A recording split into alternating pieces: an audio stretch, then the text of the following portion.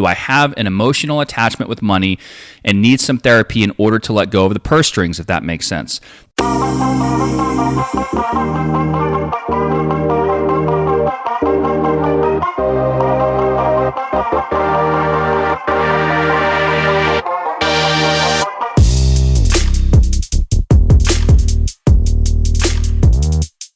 Testing. Yo. Yeah, it's weird that the email didn't actually come to my email. My primary email, it goes under the promotions email now, apparently. Oh, are we... I just happened to look and see something over there, and it said whatever the heck it is.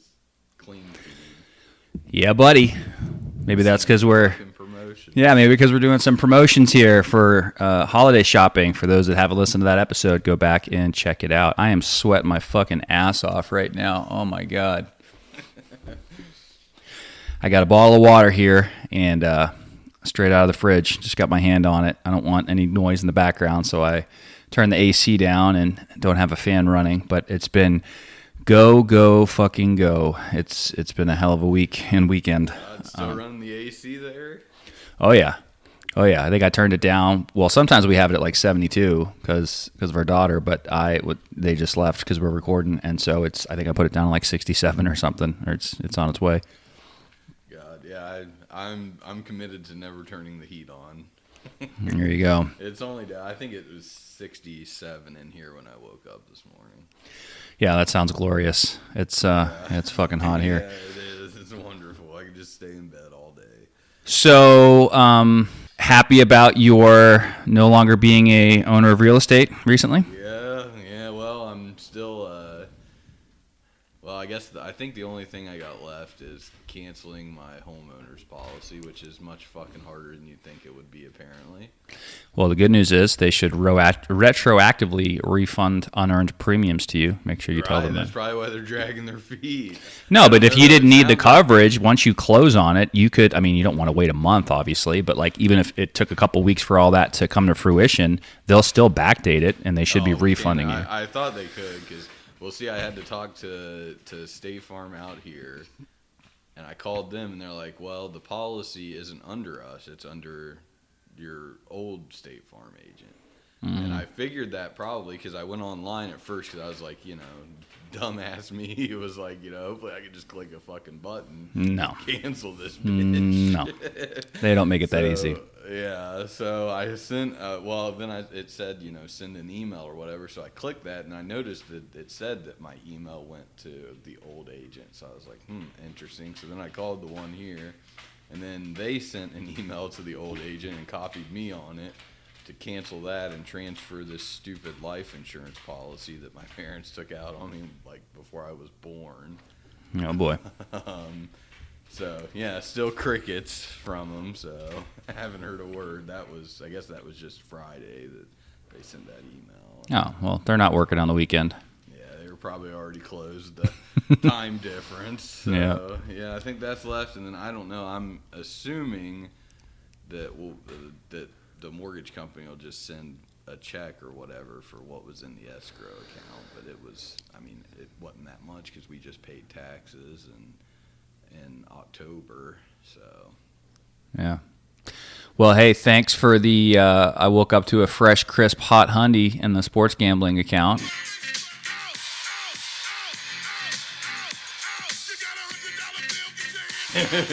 Took over 71 and a half. I think you had over 72 and the final total score was 73 last night. Is that right? Yeah, it was. It was a nail biter touchdown with I think there was maybe 20 seconds left in the game. Did you watch the whole thing? Yeah, I have. Oh, okay. We should start a separate division of the Real Talk Personal Finance podcast. So we've not promoted this. Obviously, I've started recording. I might throw this in at the beginning of the general show just to give the folks a glimpse of us, how our some of our premium episodes start off with some nonsense. But the $1 a month cash flow crawlers, for those that are not able to afford a whopping $3 a month to become premium. We might do what do you think? You want to give them sports picks or something, or football picks for the rest of the season if they can do $1 a month? Yeah, I don't know. Gamble at your own risk. It's not been a great year so far, but We're looking to finish strong. Not financial advice, but for fun, you can pick. We'll have Cube Crushers game of choice, game of the week, and I guess we can commit to what? I mean, you can do more if you want, but one pick for one game every week for college, and one pick for one game every week for NFL for the rest of the season. Oh wow! Okay. Is that too much? No, it's just a lot of pressure. You got to win one pick. Hey, he's pretty good. Sometimes he likes to bet against me, which I don't like because that can go either way. I'll bet the over and find out later that he bet the under or something. But yeah, so not financial advice, but for those of you that like to have a little fun and toss a couple dollars around on the sports gambling apps or casinos or whatever the hell you're doing, we can do that. So let me see. I got to figure out how they get to that. I want to say it's in the show notes. Let me go back to one of the other episodes and see, because I don't think, like I said, we mentioned it on one of the premium episodes. I don't think we've actually promoted it. Okay, so there is a link. If you go to support the show and you click on that, it's going to bring you to buymeacoffee.com/RTPF. And you can buy us a cup of coffee or a beer or whatever, a one-time donation if you want to do that. But then at the top, there's a little link that says membership, and that's where you can see the differences among the 3 tier levels that we have, which is cash flow crawlers, which we're now going to be providing sports picks or sports bets to you. Then the middle one will be cash flow cougars, and all the way to the right is cash flow crushers. And you guys can read about that if you want. But maybe we'll get a couple cash flow crawlers coming in. We'll give them some good sports picks, and maybe they can make a little bit of money on the gambling streets. What do you think? Yeah, cover the cost of the membership. Yeah, there you go. Or you can just do $3 a month and become premium. And I don't know. Maybe we'll send it out to the premium folks too, or something. We'll make that a new edition. We'll put a new bullet point. Cube Crushers game of the week for college/NFL season 2024-2025. Okay, enough of that. Can you see the title of today's episode? No. Okay. I have it named on my side. I wasn't sure what I was going to call it, and I'm actually probably going to record a couple more after this. I know you need to get back to your sports betting and stuff, but we'll do this show, and then I might do 1 or 2 other ones on some brief topics I want to talk about. Those are more solo shows, I think. But this, I have the title of it, The Skill of Spending, featuring Cube Crusher. I thought that might be appropriate for today's episode, and I'm going to start by reading an email that we had come into the show from one of our favorite premium subscribers, Cashflow Rockefeller Prince. And I think you've read this. I forwarded this to you, didn't I? Yeah, you did. Okay. So I'm going to read parts of this here, which kind of spurred the idea for today's show, and then we'll kind of get into it and talk a little bit about it and go from there. So he says, okay, so my show idea, maybe it's not really a show idea, but just a general talking topic my friends and I had over dinner a few weeks ago. The topic of the discussion was, at what point do you feel spending money comfortably? The reason this topic came up is I have a few friends, and myself included, came from humble beginnings and over time have been able to slug our way out of student loan debt, credit card debt, building net worth, things of that nature. So when you have those types of experiences, you change the way you behave with money. The story I brought up is that I always wanted a nice watch. I was traveling for work a few weeks back and had some downtime and walked into a Breitling store. I found a watch that I liked and it was 8.6K. I was thinking very hard if I should buy it or not. I ultimately decided not to buy it. After I left the store, I had the thoughts, am I cheap? Am I frugal? Am I fucked? Meaning I need therapy. At the end of the day, I can afford to buy this watch. It won't change the way I live. But after some of my experiences with money the last few years, I thought to myself, am I cheap? Am I frugal? Am I fucked? Do I have an emotional attachment with money and need some therapy in order to let go of the purse strings, if that makes sense? So ultimately, when my buddies and I were talking, they all have these thoughts about spending money. So I guess my question for you is, in your experiences and in your financial advising world, do you or your clients have these similar feelings? So that's what spurred the topic of today's show. And I will start by saying that, and I mentioned this briefly on one of the other shows when we were doing the intro, I absolutely love this topic, and I'm not going to pretend to be a know-it-all here because this is actually something that I personally struggle with to this day. So I thought it would be interesting to get a couple different perspectives on here, myself and Cube Crusher, and we'll open it up to the listeners. If you guys want to write in with any feedback, maybe we'll do a follow-up at some point if needed. But given all that, what are your initial thoughts?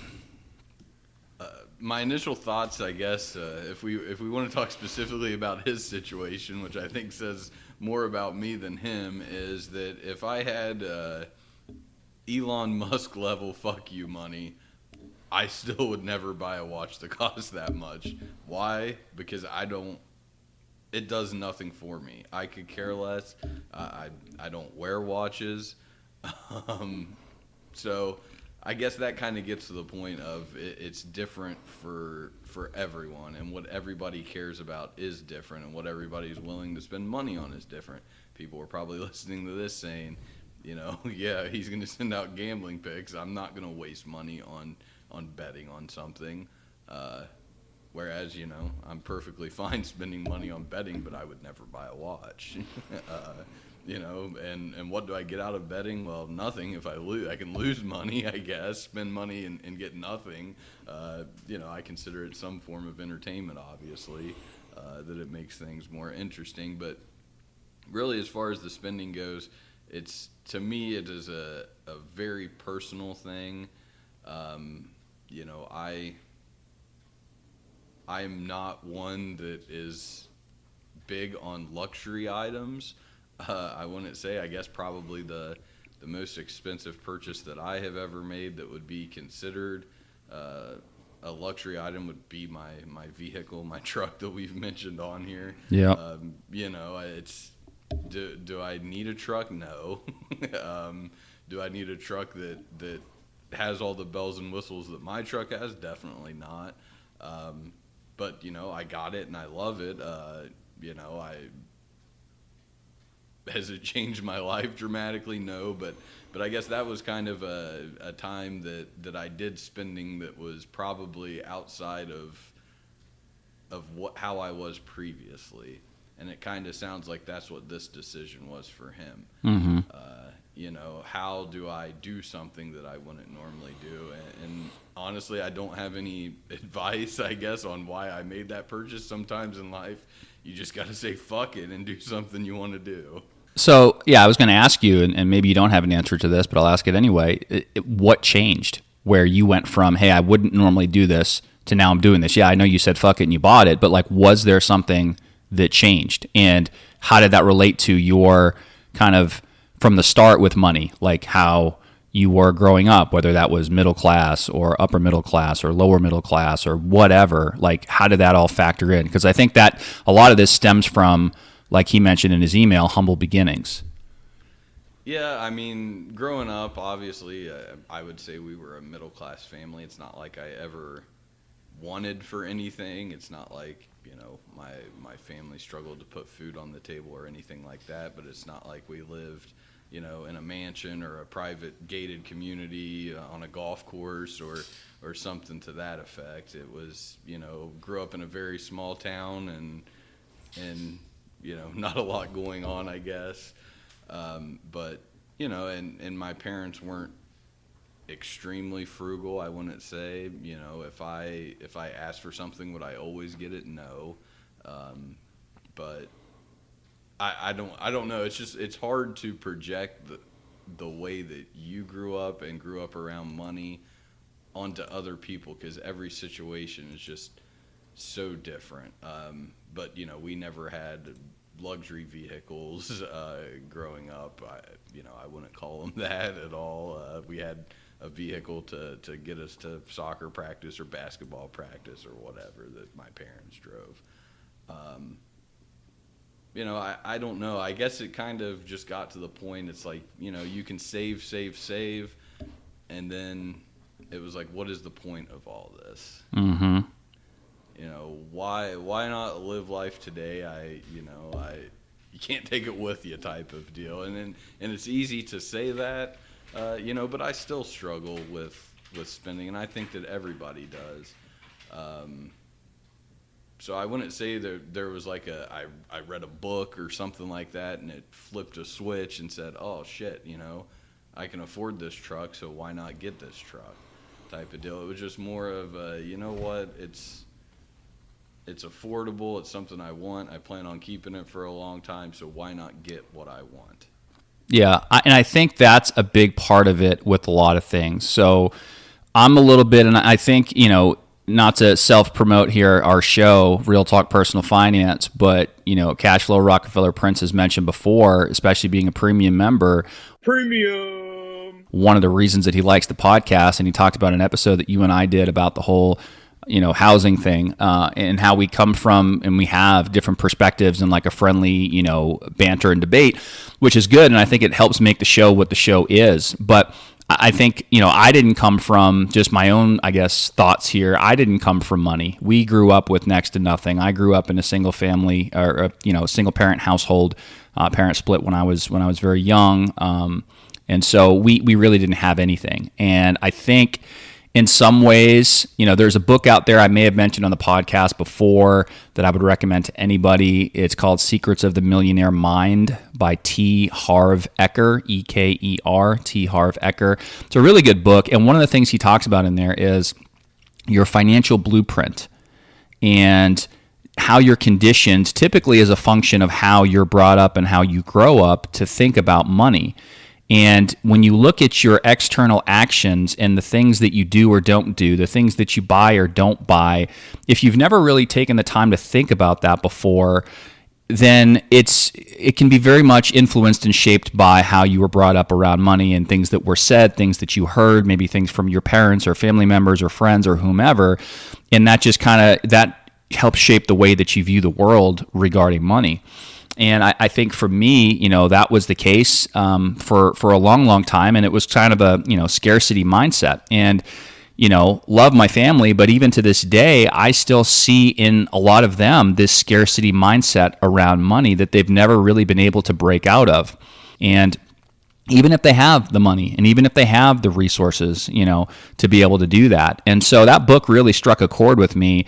And I thought, it kind of helps you, or at least it helped me kind of reframe my mentality of like, hey, what if we look at the world in terms of like a world of abundance? And as you always jokingly say, like growth mindset and stuff like that, right? And you start to look at things differently, not like, oh, that person drives a fill in the blank car. They drive a Mercedes. Like, oh, fuck them. They must be some rich person that rips somebody off. Like, well, where does that come from? Like, why do we think that way? Certain people would think like that. Other people wouldn't think like that. And I think even in the book, he talks about, I think he had a Mercedes at one point, and somebody had taken like a baseball bat and like the old school Mercedes emblem that was sticking up on the hood, and they fucking bashed the thing, just like destroyed it, because I guess it just went against their thoughts and beliefs about money. There's people out there that think about, that they don't deserve it. They never grew up with it. They never had it. So when it comes into their life, they do whatever they can to basically get rid of it. And I'm not saying that's everybody, and I'm a little bit long-winded here, but that book is a really excellent read. So anyway, when it comes to, spending, I think the thing we have in common, so I do like my luxury stuff. In fact, I had pulled up our little balance sheet here, and we have, and you're probably going to throw up in your mouth, almost $35,000 worth of jewelry that's, on that balance sheet, and that we have insurance for. And I don't say that to brag or anything like that, but it's like, to some people, I mean, that's really not that much. And other people are like, geez, man, like, I have maybe $500 worth of stuff. And not that it matters, but, I do like nice things. And I've talked about this on, I think my interview on the Unveiled podcast back in the day, that the watch for me, I bought a Rolex. It's a Datejust 41. At the time, it's probably worth, depending on who you talk to now, I'd say 10, 12,000, something like that. I think I bought it for just under 9 back in the day. And it was something that I couldn't afford growing up. It is something that was just never even on the table. And it was something that I always wanted. People say people want what they can't have. Well, maybe at the time I felt like I can't have that. And then I set some milestones and markers or whatever. And, I think for me, it was when I became a self-made millionaire, like, I'm going to go ahead and buy it. And I wear it every day. I'm wearing it right now as we're recording this podcast. And some people look at that and say, well, that's just a status symbol, and that's just flashy, and that's bullshit, and blah, blah, blah. I know you don't like watches, like you said, and that's fine. But to me, it has meaning, it has sentimental value, and to me, it's more than just a watch, and it's something that I plan to hold and have for a very, very long time. So, that's just one small example. And so I guess I'm going to say a few more things, and then I'll turn it back over to you here. I personally don't have a problem with spending chunks of money on like a watch, or I've talked about my fucking Sea-Doo that I love that I bought not too long ago. Best purchase ever, probably better than the watch. Really, really fun. I don't have a problem spending chunks of money. I don't really feel bad about that. In fact, not to say that it's completely impulsive, but I do it without an overwhelming amount of thought. But what bothers me personally, which is going to sound completely ass backwards, and Cashflow Rockefeller Prince is probably listening to this thinking, man, Cashflow King needs some therapy here, is the little things and sometimes the recurring things. And it's like, do I really need that? Did I really need to spend on that? And the latest example I can think of this is my fucking Dunkin' Donuts addiction. I mean, almost every day, if not, virtually every day, we're getting Dunkin' Donuts, and they come out with these new coffees and new flavors, and they got I think it's a $6 meal deal going right now where you get a medium iced coffee. You're and hooked on the drug. I am, yeah. You get a medium iced coffee, and you get a bacon, egg, and cheese on a bagel, and a thing of hash browns for $6. And then tomorrow is Monday, Mobile Monday, get an extra 100 points. It's like they know what they're doing with their loyalty programs, and they kind of hook you in. It's not that I can't afford Dunkin' Donuts, but when you add it up, and you're like, geez, I'm spending this much money on average per month on this. Am I fucking crazy? Like, should I try to, save this money? But then I'll go and I'll bet some sports games in a day and spend or, risk multiples of that and not bat an eye about it. And so I think it all goes back to we all treat money differently when it comes to different things. And I think this is something that a lot of people, myself included, struggle with, because I've been thinking about it. Like, should we really cut that out and take an extra few $100 and save it or invest it or whatever? And I think you get to a point where it doesn't fucking matter anymore. And that's kind of, I think, where I'm at. But when you're first getting started, yeah, that absolutely matters. That $300 to $400 a month for the person that has a zero net worth or negative net worth and they're trying to build back up, yeah, that's going to be meaningful to them. But when you're already in the seven or multiple seven figure range net worth wise, then it's like, okay, well, $300 a month is a rounding error, but it's still hard to not think about it and to get yourself to not do it. And I think about it every day. And the last thing I'll say is I've had some thoughts myself about, do I need fucking therapy? So I'll pause there and get your feedback. Well, yeah, getting Dunkin' every day is fucking ridiculous. What happens to you is you get sucked into the point shit. And that's exactly why it exists for people like you. They suck you in and they're like, oh, I can get more points. And the more points I get, the more shit I get. And the next thing you know, you're spending $300. Now, I will say that I like to eat good food as well. I have spent over $200 on a single steak before in my life. But it's when I was thinking about doing this podcast, there was a couple ideas that came to my mind and things that I thought about, and it was like, it's more of what you value. So two things, no matter how much of this money that we have or how little of the money that you have, is money is not going to change them, and that is time and that is your health. And as I was thinking, I was like, if I had Elon Musk money, I would not buy a watch that cost $8,000. Like, whatever, I don't care. So then it was kind of like, well, what would I buy, and what are the things that I would buy, and do those have anything in common? I was like, well, obviously I would get a private jet so I can fly wherever the hell I want to and not have to go to an airport and watch you get a hard on about your clear status or whatever, the TSA pre-check shit. Gotta have the pre-check. Pre-check is clutch, everybody. I still beat you through line in Vegas. No, you didn't. I took a shit, refilled my water, sat there, and waited for you to walk your happy ass through general population. Anyway. But yeah, I think that most people would be like, well, yeah, having a private jet would be awesome. Am I ever going to have that level of money? No, I will never have that. So, I was trying to think of things that were more realistic. And it was one thing that came to mind that I actually used to have, hugely convenient. I don't know. We may have some listeners out there that are really big into fucking cleaning things. I am not. So we used to have a person come and clean the house once a month. And I was thinking to myself, I was like, it was nice, I'm trying to think of how my thinking is here. Do I like to have a clean place to live? Yes. But do I value it enough to consistently do it myself? I mean, not that I live like a bum and just trash places. But I think the answer to that is no. So it's like, can I find somebody that could clean my apartment for me? Then I would have the clean apartment that I would want, and it wouldn't take any of my time. I can do other shit. Because realistically, to me, what time comes down to is, let's say a person makes $50 an hour at work. What is an hour of free time worth, dollar-wise, to you if you make $50 an hour at work?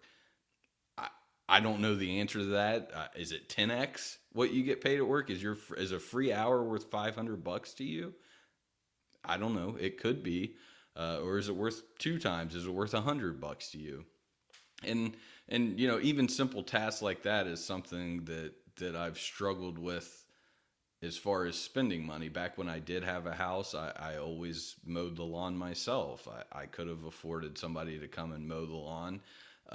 And I guess the worst thing about mowing the lawn is the time that it took. It was probably about roughly, we'll just say, an hour every time that I did it. At the same time, though, I told myself, I was like, well, at least I'm getting exercise because I was push mowing. So, that's a good thing for me to get the exercise. And it was almost like this thought in my mind of, am I saving myself time or am I just being lazy? Because I can do all these things if I'm just not lazy, right? But I don't want to do them, I guess, is kind of the answer. So I came down to kind of more simple things like that. Now I don't have to mow, which is part of the beauty of being a renter, is you don't have to deal with any of that, or landscaping and all the stuff that comes with home ownership that, quite frankly, maybe some people out there like to do it. It's not for me. And if you do like to do it, well, good for you. But even simple things like that, I'm trying to think, somebody to come in and do your dishes for you. I've never had somebody do that.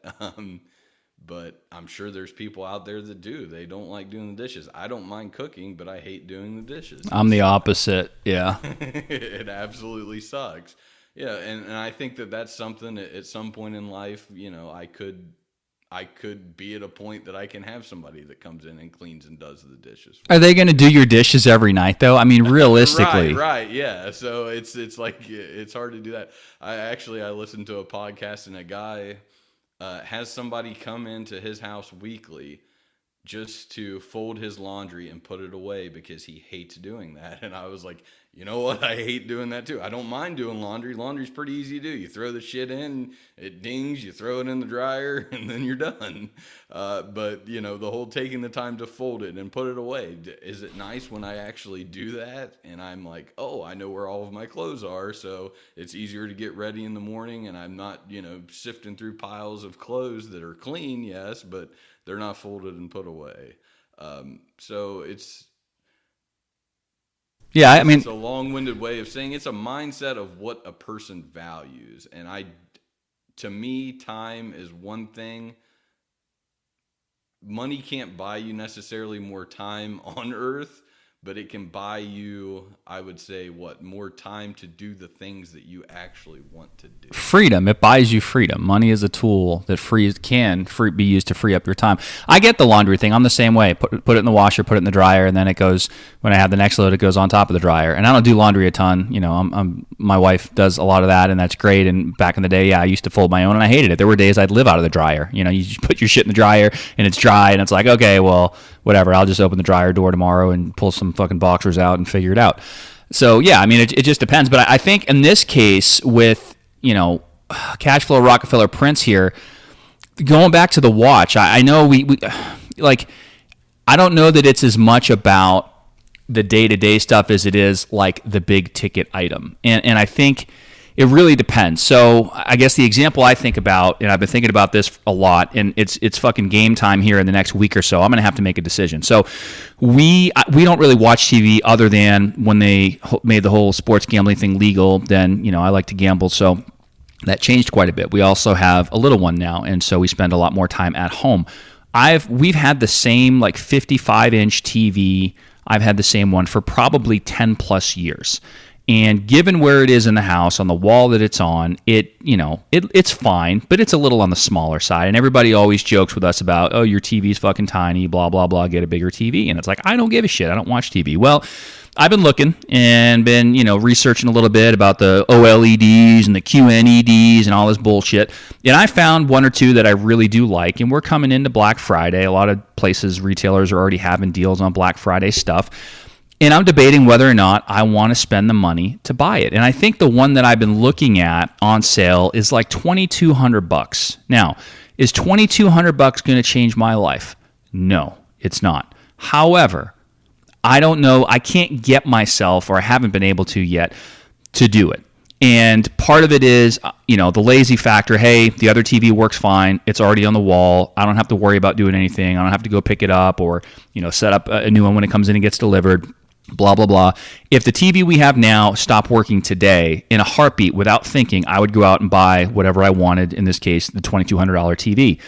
But I cannot justify, or haven't been able to yet, taking the one I have down and trying to sell it, probably for next to nothing at this point, pretty much give it away, to get a new one when there's nothing wrong with the old one. Same thing with the car. My car is 12 years old. I know I have an idea of what I want when it shits the bed. My watch is probably worth about as much as my car at this stage, but I cannot get myself to get rid of it yet because I don't quote unquote need it. Your watch drive you around? I mean, I guess if I had to sell it, I'd have some money to be able to Uber around or take a Lyft or whatever. But no, but you know what I'm saying? Like, I don't need it yet, so why incur the expense? But when I do, I don't think I'll have, and I say this, and I'm kind of backpedaling a little bit as I'm saying this, I don't think I'm going to have an issue buying the nice, newer vehicle that I know I want. But in the back of my mind, I also think about, well, how much further ahead would we be if we continue to plow money into investments and took the extra that I would be shelling out for that new nice vehicle or newer, nicer vehicle versus if I just got an everyday, average, middle-of-the-road car? And I think about that. I'm like, well, that would it could make a huge difference on the one hand. On the other hand, every single time I see somebody else driving around and what I want, and none of my business what their situation is, but I would venture to guess most people driving that kind of a vehicle, maybe they can afford it, a lot of them maybe they can't, and that's just going to eat away at me. Like, why aren't I driving that? You only go around once. Spend the money, you can't take it with you, like you said. So there's all these different parts of life that we think about different things. When my wife does the grocery shopping or like puts in like a pickup order or whatever, I don't give a shit how much money she spends. I encourage her to use coupons and clip and do, whatever within reason. But the bill is what the bill is. I don't think twice about it. We go out to eat. I don't think twice about it. Whatever it is, I don't really give a shit. But then there's certain things that stick out like a sore thumb to me, and I obsess over them and think about them probably way fucking more than I should. Yeah, it'll be real nice. You can get you a little $2,000 car to haul your jet ski around while you're wearing a Rolex in it. Well, but that's the thing, though. That's the thing. I mean, like, there are people that do that, and I could do that if I wanted to, but I don't know. There's the whole, we might have mentioned on the show before, I read this book years ago, and quite frankly, I didn't particularly care for it. The Millionaire Next Door, right? And it talks about like the most popular vehicle that millionaires have, I think, is like a Ford F-150 pickup truck or whatever. And it's like, well, that's great, but that's not what I fucking want. You know what I mean? Like, I don't want that. Well, that's probably more expensive than what you want. I mean, well, maybe not. I don't know. The one I want now is probably in the upper 80s, right around 90,000, which is just absurd. I was actually listening to it. I can't stand Dave Ramsey, for those that know me. But somehow this popped up on my YouTube the other day, and he was doing, I think the guy's name is Carl or Carlson or something. He was doing an interview with some guy, and he actually gave the example of a person that makes $80,000 a year driving around in a $70,000 car and how fucking crazy that is, right? And I get it. And he asked him, like, okay, well, at what point, you always encourage people to buy these lower price, cheaper vehicles, whatever. At what point is it okay for somebody to buy new? And I don't know if he normally preaches this because I really don't follow him, but based on what he said during that interview, he said, when people get to seven figures, when people cross the millionaire mark, he goes, then it's okay, in his opinion, to buy a new vehicle. And he even goes further and says like that's what he does, and he has boats and he has all the things that depreciate. but he's already essentially made it. And he gave an example. I think he had I want to say it was a Jaguar or something back in the day that he ended up selling a couple days before it was going to be repossessed, and he had to come to the table with some money to stop that whole thing from happening. So I don't know. Like, everybody has a different opinion on it, and I'm not saying I want a $2,000 junker, but I could buy, a basic, I don't know, Honda, Toyota, something just reasonable, or I could buy the fast, flashy, awesome Audi that I want. Well, doesn't sound very safe to have a kid in that. Well, it's funny you say that. I actually was having this conversation. I took my car in for an oil change the other day, and I have the car seat base. I don't know how much you know about car seats and shit, but like, I have the base in the back, and I was talking to one of the guys because I have been thinking about getting a slightly bigger one, and you could still make an argument, well, it's not the safest thing in the world. I don't know. I think I would drive. I know I would drive and have driven, because I've had her in it once, very differently than I would if I were by myself. But anyway, I wanted something where there's some more room in the back seat for, when I do put the car seat in and click it into the car base, that, I'm not throwing my fucking back out, and there's a little bit more room, and she's comfortable, and the passenger's comfortable. Now we're going to the chiropractor. Well, I'll have I haven't been to the chiropractor in 6 to 7 weeks, which is the longest I think I've ever gone since I've started having issues, because I've been stretching twice a day every day. That's a separate story, but the back is actually doing pretty well right now. So anyway, where were we going with this? I feel like we're off on a tangent. We were talking about cars and stuff, and just you need a safer car. You're trying to get a sports car. You don't need that. It's just a luxury sedan. It's a sports luxury sedan. A truck, perfect to haul your ski. It sits up high enough to where you don't have to bend over and throw your back out to put the baby in the back.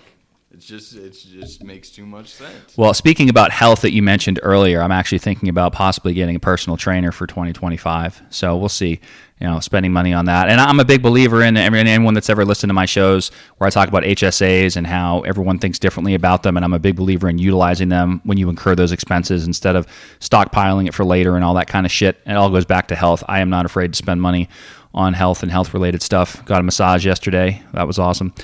Anyway, actually, it wasn't awesome. It sucked. There is a website out there, and I don't know exactly how it works, but you may be able to get them to write you a letter saying that you medically require this personal trainer, and then you can spend money from your HSA. Maybe. Personal trainer. I did that for massage. % savings. I've done that for massage, but I don't actually use it for massage, because then I get massages probably every 2 to 3 weeks, and so I would have that thing fucking HSA flushed out. Negative. Yeah, pretty much. So I have 2 massage therapists, and I thought I was going to have a third, but the one I went to yesterday was actually a gift certificate from a friend of mine from last Christmas. And she runs a personal training place, and she also does massage, and she was super nice, but it was not what I'm used to, not very good. Anyway, so 3 masseuses. Good Lord. Yeah. Hey, you got to take care of number one. So, all right. So you just got a nice chunk of cash from your house selling, closing, whatever. Let's talk about Cube Crusher's planned spending. What are you going to do with the money, and has that changed your perspective on the skill of spending for you, or things that you want, or like, what are you doing with it? No, it hasn't really changed anything. I'll invest some of it, probably keep some in cash, and maybe throw a little more into the 401k possibly. I don't know. I don't really have any plans for it right now. Probably gamble a little bit of it. It's not like I'm like, hey, I'm gonna schedule this or schedule a trip here or a trip there. I honestly haven't really thought about it too much. Other than probably invest a little bit and whatever. It's not going to change my life completely. I think this is a good segue into any of the listeners that want to help Cube Crusher spend some money and experiment with the skill of spending. We should announce that maybe we'll do a meetup. I'm actually going out to Vegas on March 1st, 2025. It's a Saturday. So anybody that wants to come out, email the show, realtalkpersonalfinance@gmail.com, and we'll chat with you and see if we can do a meetup and maybe have a little bit of fun. And we'll encourage you to spend some money. Yeah, we'll get you a free $200 beer at the craps table, because usually, I think on average, I lose about $200 for every beer I consume at the casino.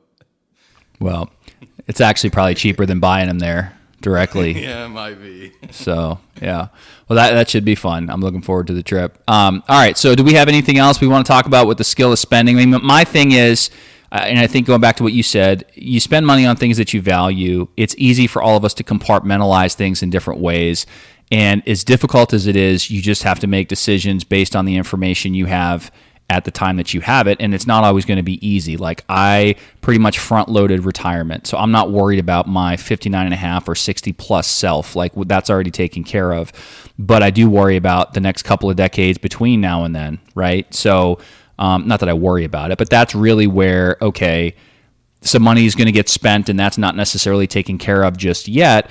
And now having a kiddo, like, we're going to be spending some money. We already have been spending some money, and I have to somewhat be okay with the thought of, you know what, Cash Flow King, you might not be able to invest as much as you used to. You might not be able to save as much as you used to. So far, it's been fine. But, you know, I think for a lot of folks and you know, newer parents and stuff like that, that's something that comes up, and you sometimes have to take your foot off the gas a little bit and be okay with it. That's something else that I'm starting to struggle a little bit with, or at least thinking about it. I have like a mental struggle with it, because it's like, well, what if I can't max out, or what if I can't put away what I want, or what if I can't get in as many syndications or buy as many rentals as we want to in a given year or 2 year time period, you know? And then you kind of feel like you're slacking, and it's like, well, I used to be able to do this. Like, what the fuck? You know what I mean? And I have a little bit of trouble with that. I'm worried about, what if all of my syndications go to zero? Well, you know, I know you don't have time to do it today, but we need to do a follow-up on that, how Cash Flow King and Cube Crusher probably lost over $140,000. I think that was a premium episode. We need to do a follow-up on that, given everything that's been going on, and maybe we'll talk a little bit more about that. And I know you're being somewhat facetious. I'm not really worried about them going to zero, except for one of them, but that's another story. Yeah, one becomes two becomes three. Well, that's money going, you know, to directly address your point. That is something where when I write the check, that money's gone, and if I never see it again, it's not going to change my life. And I think you have to go into it with that mindset, no matter what. And so, you know, you treat an investment dollar differently mentally, in my opinion, than you would a dollar that you save. That's just my thought. So if they all go to zero, like, I'm still going to be okay. I'm obviously not going to be happy about it, but it is what it is. Yeah, well, me too. Thank God I only have one. The one that I'm in goes to zero. All right, to be continued. Anybody that wants to hear that fucking mess, become premium for $3 a month. Premium. And you can become a cash flow crawler for $1 a month. We'll send you some sports picks. We'll have some fun with it. I did find, I think I told you about this. We were texting a little bit last night. I got another bank bonus for $900 that I'm going to be sending out to the premium subscribers that I found and just signed up for last night. So we get odds. Yeah, bank bonuses are still in full swing right now, especially with rates coming down. It's a pretty interesting way to earn a little bit on your cash. So, all right, we got anything else for this episode before we close it up? We've been going for a bit now. I don't think so. It's just kind of, spending is just so personal. It's hard for us to give you any good advice, I guess, or give anybody good advice on how to spend and how to change their mind on spending. But yeah, I guess at some point, I feel like everybody else will have the moment that I had and just kind of be like, you know what, just fuck it, whatever, everything's fine, I'm gonna get what I want. So maybe he'll do that and buy the watch next time. I'm gonna pose this to Cashflow Rockefeller Prince, and you can choose to take this for what you will. But I believe in some of the bigger purchases, like, you know, whether it's a truck or a Sea-Doo or a watch or whatever, that some of it's just, yeah, fuck it, you know, I'm going to be fine no matter what. Some of it is goal achievement oriented, like the watch was for me. I think if I bought it just because, it wouldn't be as meaningful to me personally. So what I would say, if I remember back, and I'm not looking at my notes right now, but I think if you remember, Cube and I did an episode on your financial situation, and I want to say that we talked about, you know, putting your foot down, going full throttle, and knocking out the relatively minimal amount of student loans that you still had left. And I think, I don't remember what it was, if it was $15,000 or something like that. It wasn't much relative to your income and what you were able to knock out previously.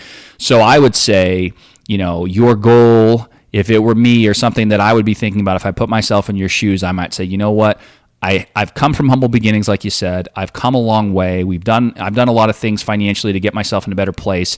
When this is paid off, when these student loans are zeroed out, I'm going to go ahead and splurge a little bit, and I'm going to buy the watch and reward myself, and it's going to be a symbol to me of the hard work and, things I was able to overcome or something along those lines. That's how I would position it to myself. That's how I would think about it, and I would buy the fucking Breitling. In fact, I don't know if I'd buy a Breitling. If that's what you like, that's what you like, but there's other watch brands out there, but Breitling is definitely a good one. Cube had never heard of it before. I have. Yeah, never heard of that one. Yeah. So if that's what you like, go for it. But I think if you can tie it to a goal, that's fine. And that's one of the things that I try to do and how I justify in my mind, just my everyday spending, like the stupid Dunkin' Donuts stuff. It's like, you know what? Am I on track for my retirement goals? Am I on track for my savings goals? Am I on track for my investment goals? Great. I'm going to do whatever the fuck I want. And it's almost like, what do people call it? The anti-budget. You know what I mean? I'm not going to say, well, I'm going to spend exactly this much on this or that much on that. It's like, look, here are my goals for savings. Here are my goals for investments. And, I have an idea where I want to be over time for net worth purposes. And as long as everything's tracking and I'm doing the things I need to be doing, then I pretty much convinced myself to not worry about the rest of it. And so I think I need to take my own advice there as far as like, buy the fucking TV type of thing, or maybe, at some point buy the fucking car or whatever. But that's what I would say for the watch. So I hope that helps you. I also, bit more than anything in this episode, I hope that it helps you to hear from two people, two dudes doing a podcast that in some way, shape, or form have or still do struggle with some of the same things. And I say all that to say that I don't think the conversations that you're having with your friends are thoughts and conversations that nobody else has. I do think those are thoughts and conversations that people don't talk openly about like we are right now. And I think that's what makes this podcast what it is. I'm going to go out on a limb and say this podcast is fucking great. If you haven't left us a 5-star rating and review to... Huge. Yeah, huge. If you haven't left us a 5-star rating and review to bring us up from the 3-star we got from the Miss Sensitive Skin over there, please feel free to do that. But I think that more of these conversations need to happen, and that more of us need to be okay with openly talking and discussing money. And a big part of that is the emotions behind money, and in the context of today's episode, the skill of spending. So I think, again, if I had to wrap it up and put a summary, would be, in my opinion, everyone's different. Like Cube said, it's hard to give specific, not that we give advice because we don't. It's hard to give specific advice to somebody. But if you can set yourself up where you have certain goals that you're meeting, financial goals that you're meeting, I think it makes it easier and more palatable to spend money on the things that you want to spend money on, as long as those are things you value. Cube will never wear a Rolex. Cashflow King will never buy a truck. And that's just the way it is. We value different things, and that's okay. But you have to do what works for you. And I'm also never going to hire somebody to wash my fucking dishes, you lazy bastard. Hey, man, this shit sucks. Yeah, well, anyway. So hopefully that was helpful to Cashflow Rockefeller Prince, to the listeners. I feel like I just got a free therapy session myself. And if I didn't already go to Dunks earlier today, I'd probably be going and getting another iced coffee right now. So you got anything to close this out? By the way, 500 points, got a free one today. Got a large cookie. Boom, it's a large cookie butter iced coffee. It's fucking delicious. Yep, sounds real healthy too. Oh well, I've been pretty mobile anyway. All right, you got anything else? No. All right. Consider becoming premium. Holiday shopping, check that out. We did a really good, I forgot to mention this on today's show. We did a really good piece on cashback for holiday shopping. I think I mentioned this to you. By the way, do you want a Christmas card this year? No, I'm good. I think we're going to send you one anyway.